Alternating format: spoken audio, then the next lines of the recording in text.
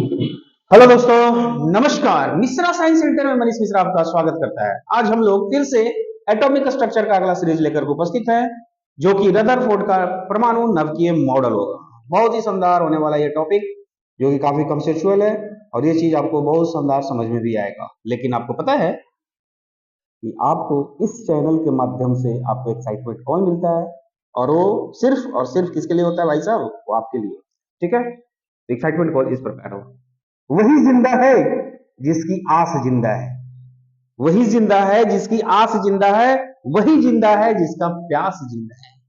श्वास लेना नाम ही जिंदगी नहीं, श्वास लेना नाम ही जिंदगी नहीं, जिंदा वही है जिसका विश्वास है। Thank you very much. अब हम लोग रदरफोर्ड का नाभिकीय परमाणु मॉडल आपको बताने जा रहे हैं। बहुत ही अच्छा लगेगा। प्रीवियस क्लास में जो भी वीडियो बना, उस वीडियो के अकॉर्डिंग ही आप इस वीडियो को भी लिंक करोगे। उसका कॉन्सेप्ट कुछ इसमें भी होगा और दोनों को लिंक करते हुए पढ़ाई करना है, ताकि सब चीज नेट एंड क्लीन रहे। ठीक है, तो यहाँ पे हेडिंग लगाते हैं हम लोग, रदरफोर्ड का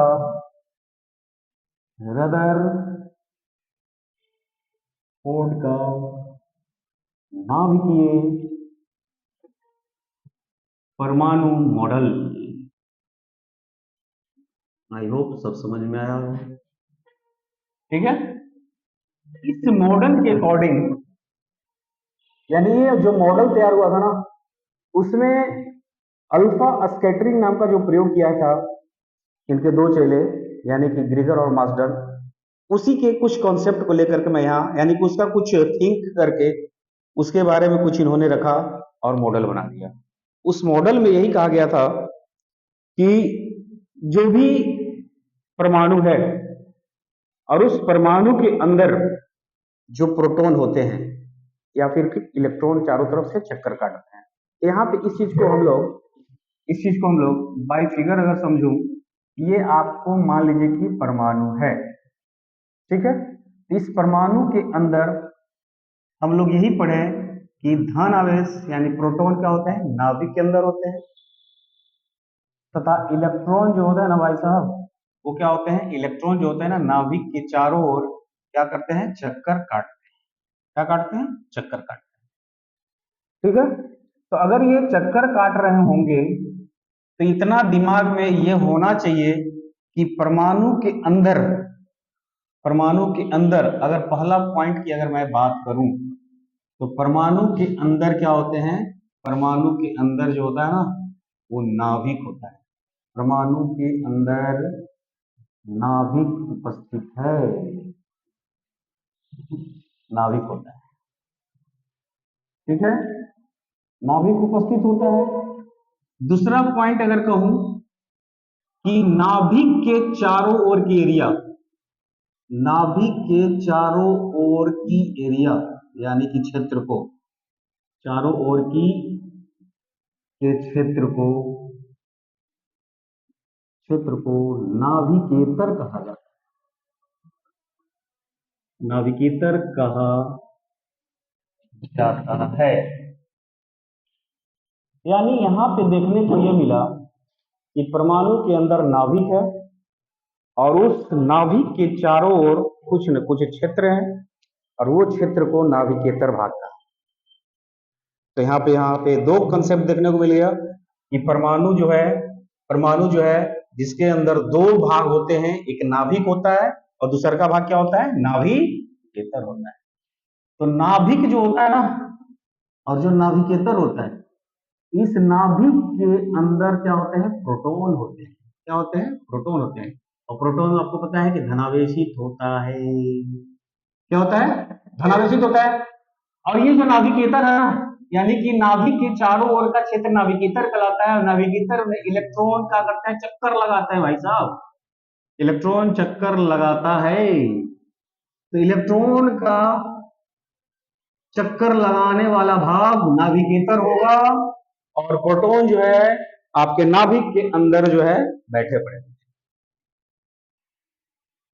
ठीक है, ये पहला पॉइंट, यानी मॉडल के अकॉर्डिंग इन्होंने क्या किया, ये पहला बात बता दिया। दूसरा बात ये कहा कि अगर ये परमाणु जिसके अंदर प्रोटॉन उपस्थित है, नाभिक के अंदर इलेक्ट्रॉन चक्कर काट रहे हैं, तो इसमें जो उपस्थित आपके प्रोटॉन हैं, यानी कि जो धन आवेश होता है, प्रोटॉन को हम लोग क्या बोलते हैं, धन आवेश। तो धन आवेशित कण जो होते हैं ना, धन आवेशित कण की जो संख्या होती है वो ऋणावेशित कण की संख्या के बराबर होता है। धनावेशित कण की संख्या ऋणावेशित कणों की संख्या के क्या होते हैं, बराबर। कणों के बराबर होते, ये बात बताए।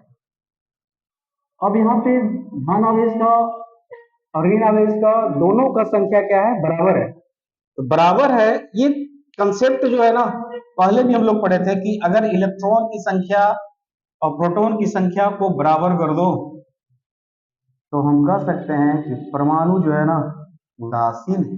परमाणु क्या है, उदासीन। ये बात जो है थॉमसन साहब बोले, जिसको नोबेल पुरस्कार इसी बातों पर मिला।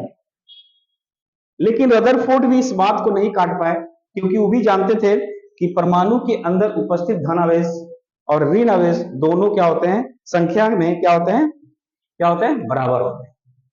यानी कह सकते हैं कि कुल धन आवेश, कुल ऋण आवेश के क्या होते हैं, बराबर होते हैं। यानी जितने इलेक्ट्रॉन हैं उतने क्या है, प्रोटॉन। आई होप कि इस चीज को आप समझ पा रहे हो। इसलिए यहां पे यही कहा गया था। तीसरा अगर बात करो, चौथा बात करो कि जो परमाणु के अंदर उपस्थित प्रोटॉन है ना, उनका जो द्रव्यमान है वो इलेक्ट्रॉन के द्रव्यमान का कितना है भाई, 1837 गुना है। यानी कि प्रोटॉन बहुत भारी है, यानी कि प्रोटॉन जो है बहुत भारी है। तो यहाँ पे आप कह सकते हो मात्रा ज्यादा है, इलेक्ट्रॉन कम है, प्रोटॉन का मात्रा ज्यादा है। तो यहाँ पे ये भी एक पॉइंट बनता है कि परमाणु जो है धनावेशित गोला है। कौन सा गोला है, धनावेशित गोला है, धनावेशित गोला है, क्योंकि प्रोटॉन की संख्या इलेक्ट्रॉन की संख्या के 1837 गुना भारी है या ज्यादा है। यानी कि इलेक्ट्रॉन कम है, प्रोटॉन ज्यादा है। आई होप आप समझ गए इस बात को। साथ ही साथ अगर अगला बात मैं करूं कि अगर ये परमाणु है, तो परमाणु है तो ये इलेक्ट्रॉन इस पथ पर चक्कर काट रहे हैं। इलेक्ट्रॉन इस पथ पर क्या कर रहे हैं, चक्कर काट रहे हैं, चारों तरफ से चक्कर काट रहे हैं। तो स्वाभाविक है कि सारे इलेक्ट्रॉन में मतलब परमाणु में उपस्थित जितने सारे कण हैं, सभी का द्रव्यमान कहां पे होगा, सेंटर की ओर होगा। कहां पे होता है, सेंटर की ओर, केंद्र की ओर। कहां पे होगा, केंद्र पर ही होगा। तो आप कह सकते हो अगला पॉइंट में कि संपूर्ण परमाणु का द्रव्यमान केंद्र पर या केंद्र पर उपस्थित होता है। सभी द्रव्यमान जो है कहां पे उपस्थित होगा, केंद्र पर। यानी सारे द्रव्यमान जाकर के केंद्र पर जमा हो जाते हैं। ठीक है, इतना समझ में आ रहा होगा। साथ ही साथ ये भी कह सकते हो कि जो इलेक्ट्रॉन यहां दिख रहा है, जो चारों तरफ से क्या कर रहा है, घूम रहा है। नाभिक के चारों ओर क्या हो रहा है, वो घूम रहा है। इलेक्ट्रॉन नाभिक के चारों ओर ये इस तरह वृत्ताकार पथ पर घूम रहा है। यानी कि इलेक्ट्रॉन क्या है, फ्री है, इनकी संख्या भी कम है। साथ ही साथ ये भी कह सकते हो कि परमाणु उदासीन है। सारा कंसेप्ट इस पॉइंट में ऑलरेडी क्लियर दिख रहा है, एक ही फिगर से सारे चीज दिख रहे हैं। ये परमाणु है, इस परमाणु में इलेक्ट्रॉन चारों तरफ घूम रहे हैं, प्रोटॉन इसके नाभिक में है, नाभिक में प्रोटॉन इलेक्ट्रॉन का चक्कर कटना दो भाग, एक नाभिक के रूप में, एक नाभिकेतर भाग में। इसमें जितने आपके धन आवेश हैं उतने इसमें ऋण आवेश हैं, यानी कि परमाणु उदासीन है।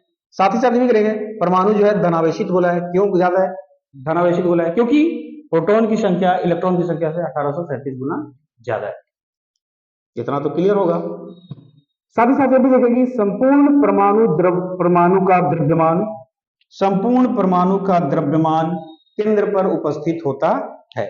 यानी कि आप कह सकते हो कि सारे के सारे परमाणु का द्रव्यमान कहां पे होता है? केंद्र पर। अब केंद्र पर बल लग रहा है, अब ये बल लग रहा है, अंदर की ओर बल लग रहा है, बाहर की ओर भी बल लग रहा होगा, क्योंकि वृत्ताकार पथ पर जब कोई वस्तु चलता है ना तो दो बल काम करते हैं, एक अंदर वाला बल और एक बाहर वाला बल। अंदर वाला जो बल लग रहा है ना वो नाभिक लगा रहे हैं, यानी नाभिक मतलब कहो उसको अंदर वाले बल कहो कि इलेक्ट्रॉन लगा रहे हैं, और बाहर की ओर जो बल लगा रहा है ना वो नाभिक लगा रहा है। यानी दो बल काम कर रहे हैं यहाँ पे। वो दो बल क्या हम साथ काम कर रहे हैं? एक बल को हम लोग अंदर वाले को बोलेंगे अभिकेंद्रीय बल, बाहर वाले को बोलेंगे अपकेंद्रीय बल। अब ये अंदर और बाहर हो रहा है, तो अगर ये दोनों बल नहीं लगेगा तो फिर परमाणु अस्तित्व में नहीं रहेगा। क्योंकि अगर ये इलेक्ट्रॉन चक्कर काट रहा है, अंदर की ओर बल लग नहीं रहा है, अगर ये बाहर की ओर बल नहीं लगेगा तो इलेक्ट्रॉन कहां जाएगा? नाभिक के अंदर, और नाभिक के अंदर जब गिरेगा तो दोनों आपस में टकरा जाएंगे, और टकराने के बाद आप समझ सकते हैं कि स्थिति क्या होगा। इसलिए नाभिक के द्वारा बाहर की ओर बल और इलेक्ट्रॉन के द्वारा अंदर की ओर बल, वो क्या करता है ना, उनको बैलेंस करके रखता है, व्यवस्थित रखता है कि चुपचाप आप वृत्ताकार पथ पर घूमते रहो, घूमते रहो, घूमते रहो। इसलिए दोनों बल जो है क्या करता है? एक दूसरे को व्यवस्थित रखता है। यहां पे आप इस कंसेप्ट को आप कह सकते हो कि ये जो है अंदर की ओर अभिकेंद्रीय बल लगाता है। कौन बल लगाता है? अभिकेंद्रीय बल लगाता है। तथा बाहर की ओर ये क्या लगाता है? अपकेंद्रीय बल लगाता है। यानी कि दोनों बल जो है ये क्या करता है? इलेक्ट्रॉन को बैलेंस करता है, ताकि इलेक्ट्रॉन चारों तरफ से वृत्ताकार पथ पर वो घूमते रहे। घूमना ही है, अगर नहीं घूमेगा तो सीधी सी बात है इलेक्ट्रॉन नाभिक के अंदर गिरेगा, परमाणु प्रोटॉन से टकराएगा, टकराने के बाद उनका अस्तित्व खत्म हो जाएगा। लेकिन क्या आपको एक क्वेश्चन आप कर सकते हैं आप कि क्या परमाणु सदा के लिए खत्म हो सकता है, अस्थायी हो सकता है?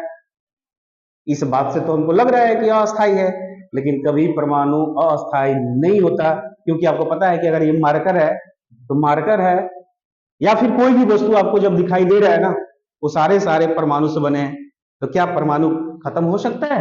नहीं हो सकता है, परमाणु अस्थायी।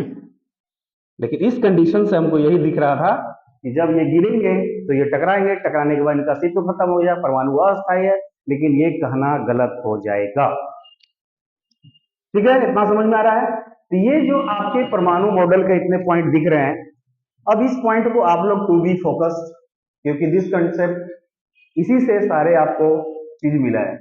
तो आपको अगर अच्छा लग रहा है तो इसका स्क्रीनशॉट करके इसको लिखने का प्रयास करोगे। आगे हम कुछ इसके बारे में और कुछ बताएंगे, क्योंकि आगे का जो कंसेप्ट होगा ना वो ये होगा कि अगर ये परमाणु के अंदर प्रोटॉन यानी कि धन आवेश है, तो ये धन आवेश की टोटल संख्या क्या हो सकती है?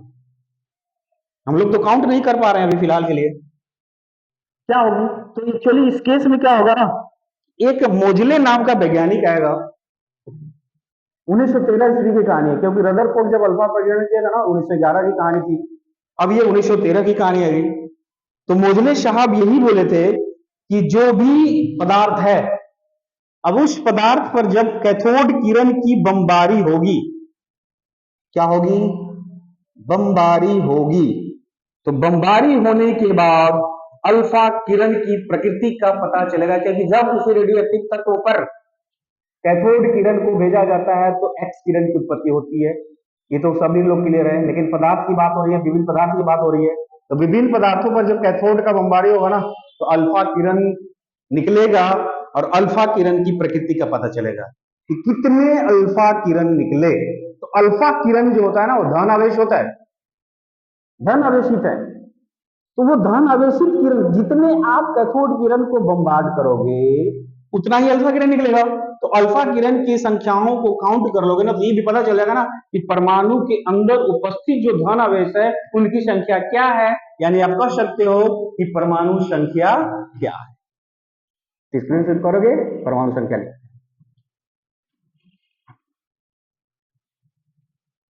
ठीक है। आई होप समझ में आया होगा। क्लियर है? अच्छा लग रहा होगा कमेंट करना।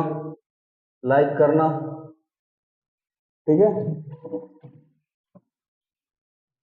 अब यहाँ पे अगला जो कॉन्सेप्ट था, अभी जस्ट मैं डिस्कस थोड़ा सा किया कि मोजले नाम का वैज्ञानिक 1913 ईस्वी में विभिन्न पदार्थों पर विभिन्न पदार्थों पर कैथोड किरण, कौन सी किरण, कैथोड किरण की बमबारी की, क्या की, बमबारी करने पर अल्फा कण या किरण के अध्ययन की प्रकृति या प्रकृति का अध्ययन कर सकते हो, अल्फा कण के प्रकृति का अध्ययन किया, क्या किया, अध्ययन किया। अब उस अध्ययन के अकॉर्डिंग नाभिक के अंदर, इसके अंदर, नाभिक के अंदर उपस्थित सभी धनावेशों की संख्या, धनावेशों की संख्या का पता चला। यानी कि धनावेशों की संख्या का जो पता चला, धनावेशों की संख्या का जो पता चला, यहां पे लिख लेता हूं, सीधी सी बात है, धनावेश की संख्या, बोल सकते हो कि प्रोटॉन की संख्या, क्योंकि नाभिक के अंदर कौन है, प्रोटॉन है। तो प्रोटॉन की यानी कि धनावेश की संख्या का पता चला, कब चला, जब किसी विभिन्न पदार्थ पर कैथोड किरण की बमबारी हुई, तो वहां से अल्फा किरण के बारे में पता चला। वो अल्फा किरण जो होता है ना, वो धनावेशित होता है, और धनावेशित कणों की संख्या का पता किया, और धनावेशित कण प्रोटॉन की संख्या है। तो आप यहां पे कह सकते हो कि परमाणु संख्या प्रोटॉन की संख्या के बराबर होता है। साथ साथ ये भी कह सकते हो ना कि प्रोटॉन की संख्या जो होता है ना, यहां पे लिख सकते हो कि प्रोटॉन की जो संख्या होती है वो बराबर होता है इलेक्ट्रॉन की संख्या का। तो प्रोटॉन की संख्या और इलेक्ट्रॉन की संख्या दोनों बराबर है, लास्ट में वही रिजल्ट आता है कि परमाणु उदासीन है। आई होप समझ में आ रहा होगा आपको। यानी कि परमाणु संख्या प्रोटॉन की संख्या की क्या है, बराबर है। तो यहां से मेरे को इनके कंसेप्ट से मिला यही कि परमाणु संख्या जो होता है ना, परमाणु संख्या क्या होते हैं, प्रोटॉन की संख्या ये क्या होते हैं, बराबर होते हैं। ये एक्सपेरिमेंट यहां से पता चला, क्योंकि परमाणु के अंदर नाभिक था, और ये नाभिक जिस पर प्रोटॉन था, प्रोटॉन पर चार्ज का होता है, प्लस का होता है, और ये प्लस की संख्या टोटल बताना है। आखिर इस परमाणु के अंदर प्रोटॉन की संख्या क्या है। हम तो इतना जान सकते हैं कि प्रोटॉन की जो द्रव्यमान होती है और इलेक्ट्रॉन के द्रव्यमान से इतना गुना है, तो आखिर संख्या कितनी है, तो संख्या तो पता करना पड़ेगा। तो संख्या यहां से हमको पता चला कि जब विभिन्न पदार्थ पर कैथोड का बमबार्ड हुआ, तो होने के बाद उनके अल्फा कण की प्रकृति का अध्ययन किया गया, और वो अध्ययन धनावेश के रूप में हुआ, और वो धनावेश प्रोटॉन की संख्या थी। प्रोटॉन की संख्या का मतलब कह सकते हैं आप परमाणु संख्या। आई होप परमाणु संख्या के बारे में आपको पता चल गया। इतना अच्छा लग रहा होगा, इसको स्क्रीनशॉट करोगे और लिखने का प्रयास करोगे। अगला टॉपिक मैं बता रहा हूं कि आखिर रदरफोर्ड का परमाणु मॉडल लास्टली क्यों फेल कर गया। तो कुछ न कुछ तो कमी आती, उस कमी को मैं दूर करता हूं। चलो इसको लिखोगे, चलो ठीक है। आगे अब यहां पे मैं बात करूं कि रदरफोर्ड के नाभिकीय परमाणु मॉडल में क्या क्या कमी थी। तो रदरफोर्ड के नाभिकीय परमाणु मॉडल की कमी लिख लो, क्या कमी है। देखिए क्या कमी है, हम लोग देखते हैं फिर। कमी यही है, देखिएगा, ये आपके परमाणु हैं, ये आपके क्या है, परमाणु। आई होप समझ में आ रहा है। इस परमाणु के अंदर सारे लोग क्लियर है क्या होते हैं, धनावेश होते हैं। इतना तो क्लियर है ना कि इनके चारों ओर इलेक्ट्रॉन चक्कर काटता है। इलेक्ट्रॉन क्या करता है, चक्कर काटता है। ये पी है प्लस, ठीक है। अगर ये इलेक्ट्रॉन चक्कर काट रहे हैं, अगर ये इलेक्ट्रॉन चक्कर काट रहे हैं तो एक निश्चित वेग से चल रहे होंगे। तो यहाँ पे हम कह सकते हैं एक निश्चित जो वेग है ना, वो मान लो कि 5 मीटर पर सेकंड के हिसाब से वो चल रहे हैं। यहाँ चल रहे हैं ना, यहाँ पे भी 5 मीटर पर सेकंड के हिसाब से चल रहे हैं। यहाँ पे जो चल रहे हैं ना, मान लो वही चल रहे हैं 5 मीटर पर सेकंड के हिसाब से, यहाँ पे भी वही चल रहे हैं 5 मीटर पर सेकंड के वेग से वो चल रहे हैं। तो थोड़ा सा थिंक अबाउट दैट कि अगर इनका वेग देखूं तो वेग में क्या हो रहा है, परिवर्तन। क्या हो रहा है, परिवर्तन हो रहा है।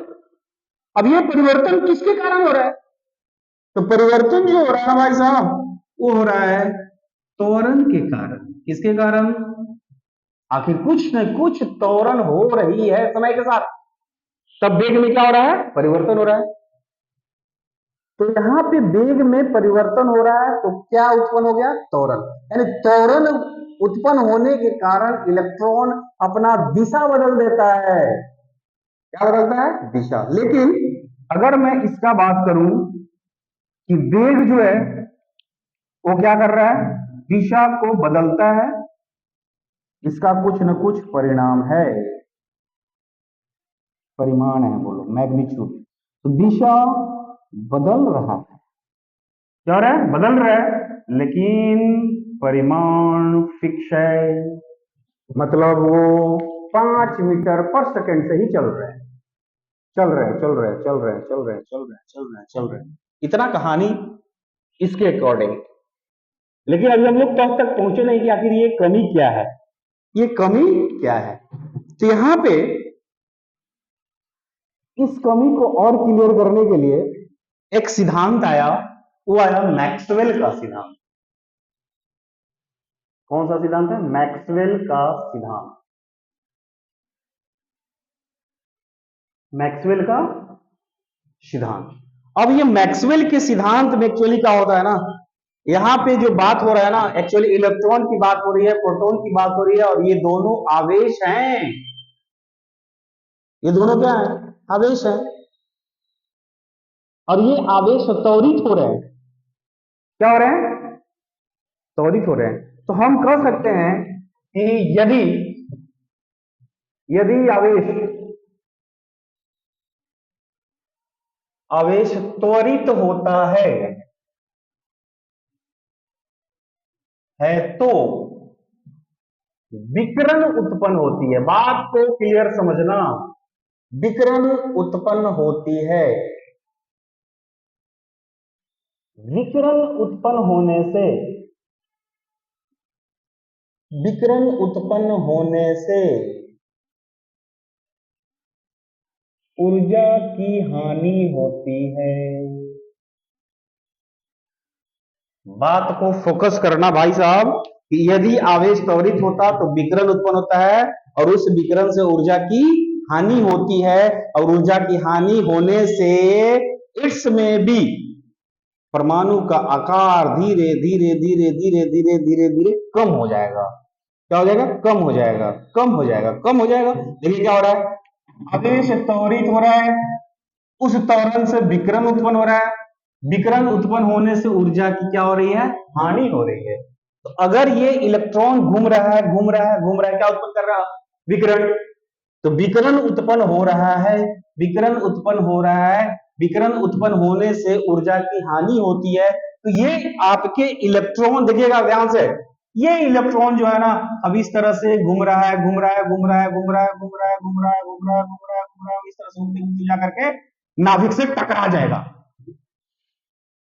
अब ये नाभिक से जैसे ही टकराएगा तो समझ सकते हो दोनों में आकर्षण होगा, टकराएगा, आकर्षण होगा, नाभिक के अंदर गिर जाएगा, ब्लास्ट कर जाएगा, परमाणु अस्थायी हो जाएगा। अकॉर्डिंग टू दिस सिचुएशन तो लग रहा है कि परमाणु क्या है, अस्थायी है। लेकिन अस्थायी कहना गलत होगा, क्योंकि परमाणु जो है अस्थायी है, क्योंकि इनका खात्मा कभी किया नहीं जा सकता। जब खात्मा नहीं हो सकता है तो कैसे आप कह सकते हैं कि परमाणु जो है अस्थायी है। सोचिए 1 मिनट के लिए, 1 मिनट के बाद मैं आता हूं।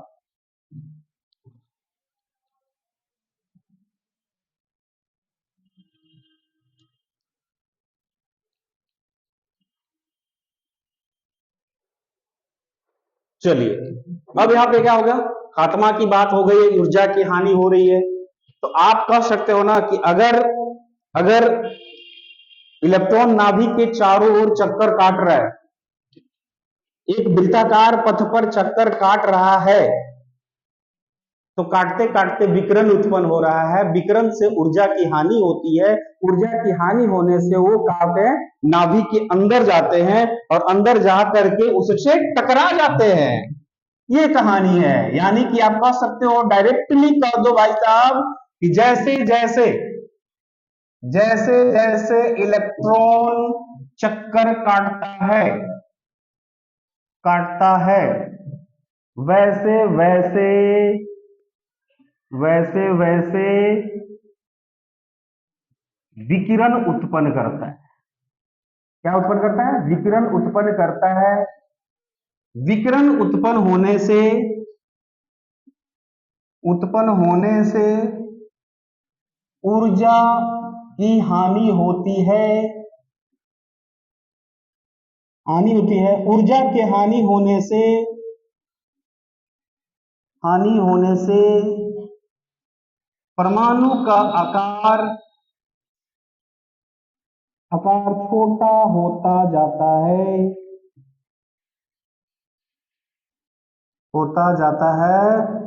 अंततः इलेक्ट्रॉन नाभिक से जाकर टकरा जाता है। जैसे ही टकराएगा तो आप कह सकते हो कि परमाणु अस्थायी है। कह सकते हैं परमाणु अस्थायी। ठीक है, परमाणु क्या है? अकॉर्डिंग टू दिस रदरफोर्ड, ये रदरफोर्ड का एक्सपेरिमेंट था। इनके अकॉर्डिंग यही चीज चल रहा था कि जैसे जैसे इलेक्ट्रॉन चल रहा है, चलते चलते विकिरण उत्पन्न कर रहा है, उत्पन्न होने से ऊर्जा की हानि हो रही है, ऊर्जा की हानि से इसका आकार छोटा हो रहा है, आकार छोटा हो रहा है, तो अंततः इलेक्ट्रॉन जाएंगे परमाणु के नाभिक से टकराएंगे और टकरा करके वो उसी में रह जाएंगे, ब्लास्ट कर जाएगा। तो ब्लास्ट कर जाएगा तो परमाणु अस्थायी है, खत्म हो गया, नगण्य हो गया। अब जो है दृष्टि पटल पर तो है नहीं। अब ये अकॉर्डिंग टू किसका कहानी है? रदरफोर्ड का कहानी था। लेकिन परमाणु अस्थायी है। ये जो क्लाइमेक्स आया ना भाई साहब, अस्थायी है। रदरफोर्ड ने कहा कि परमाणु अस्थायी है और कंसेप्ट में ही पता चलता है कि परमाणु अस्थायी है। तो ये अस्थायी बताया, कंसेप्ट में अस्थायी है, तो ये समझाने में क्या हो गए? असफल। अब ये जब असफल हो गए तो इनका मॉडल फेल कर गया था। यही कमी था इनके अंदर, ये बता नहीं पाए। ये क्या हो गए? बता नहीं पाए। मतलब यहां पे कहा जा सकता है, एक चीज कहा जा सकता है कि एटम कोलैप्स पैराडॉक्स, ये भ्रम है। परमाणु के खात्मे का भ्रम। खात्मे का क्या है? भ्रम है। ये भ्रम है, कोलैप्स नहीं किया है, परमाणु अस्थायी है, ये भ्रम है। इस भ्रम को अभी तक किसी ने दूर नहीं किया। तो ये बता दिए कि अस्थायी है लेकिन परमाणु अस्थायी है, तो ये इनके क्या हो गए? कमी। इस कमी के कारण रदरफोर्ड का परमाणु मॉडल क्या हो गया था? फेल कर गया। ये चीज समझ में आप लोग को आ रहा होगा 100%। साथ ही साथ एक चीज और मैं बताऊं, ये तो एक तरह का ये एक्सपेरिमेंट हो गया। एक और एक्सपेरिमेंट मैं बताऊं कि अगर इलेक्ट्रॉन यहां से देख लो, अगर ये इलेक्ट्रॉन घूम रहा है, घूमने से क्या उत्पन्न कर रहा है? विकिरण। क्या उत्पन्न कर रहा है? विकिरण। अब इस विकिरण को किसी ऑब्जेक्ट के सामने लाओ, आपको एकदम क्लियरली समझोगे ताकि सारा चीज मक्खन दिखेगा। इलेक्ट्रॉन अगर वो घूम रहा है तो क्या उत्पन्न कर रहा है? विकिरण उत्पन्न कर रहा है। विकिरण उत्पन्न होने से ऊर्जा की हानि हो रही है, ऊर्जा की हानि होने से आकार कम हो रहा है, आकार कम होने से इलेक्ट्रॉन जाके नाभिक से टकरा जा रहा है। अब टकरा रहा है मतलब इनका कंसेप्ट यही था, अस्थायी। एक और बात बताया, अगर ये इलेक्ट्रॉन घूम रहा है वृत्ताकार पथ पर, क्या उत्पन्न कर रहा है? विकिरण। तो ये किसी जब ऑब्जेक्ट पर जाएगा ना, ऑब्जेक्ट पर जाएगा ना, तो ये विकिरण जो है ना इस तरह से दिखाई देंगे, इस तरह से दिखाई देंगे। अब ये स्थायी रूप से नहीं दिखाई देंगे, ये कह सकते हैं कि ये असतत है, कंटिन्यू नहीं है। आपकी इलेक्ट्रॉन तो चल रहा है, लेकिन देखने को मिल रहा है कि कहीं कहीं ये लाइन दिख रहा है, कहीं कहीं ये लाइन दिख रहा है। तो आप कह सकते हो कि जो विकिरण उत्पन्न हो रहा है किसी भी ऑब्जेक्ट के अंदर वो असतत है, यानी कि आपका जो रेखा है, जिसको हम लोग असतत रेखा, जिसको बोलेंगे ना रेखा स्पेक्ट्रम, क्या बोलेंगे? रेखा स्पेक्ट्रम एक लाइन है जो कि असतत है, लेकिन हम लोग कह सकते हैं कि परमाणु जो है क्या है? अस्थाई है। असतत रूप में दिख रहा है लेकिन परमाणु सतत रूप में, उसमें उत्पन्न होने वाले जो भी आपके इलेक्ट्रॉन घूमते हैं, विकिरण उत्पन्न करते हैं, वो सब सारे चीज बता रहे हैं। आई होप समझ में आ रहा होगा। इस कंसेप्ट को समझो, इलेक्ट्रॉन अगर वृत्ताकार पथ पर चल रहा है तो विकिरण उत्पन्न हो रहा है, और ऑब्जेक्ट पर पड़ेगा तो असतत रूप में दिखाई देगा। तो सतत रूप में दिखाई देना यानी कि लाइन स्पेक्ट्रम के रूप में दिखाई देता है, लेकिन परमाणु सतत है, कंटिन्यू है। ठीक है, तो कंटिन्यू है का मतलब क्या है?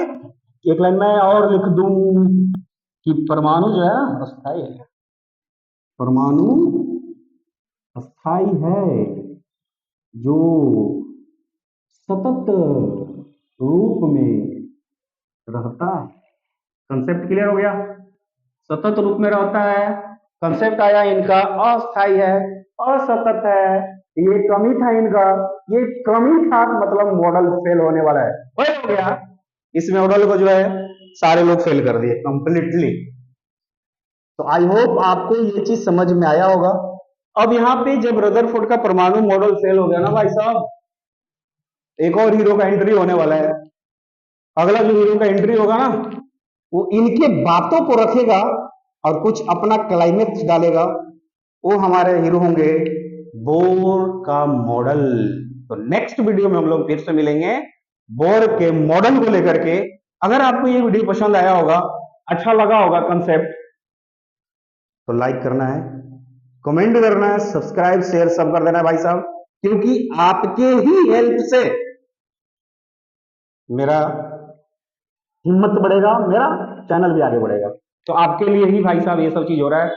आप कोशिश करो, पढ़ाई करो, मन से करो, कमेंट करना, जो भी कमी है आप बताओ मेरे को, जो अच्छा है वो भी बताना है, जो कमी है वो भी बताना है, क्योंकि बताने से क्या होता है ना, हिम्मत बढ़ जाता है, क्योंकि सारी कमियां दूर करके आगे निकलने का प्रयास करता है इंसान।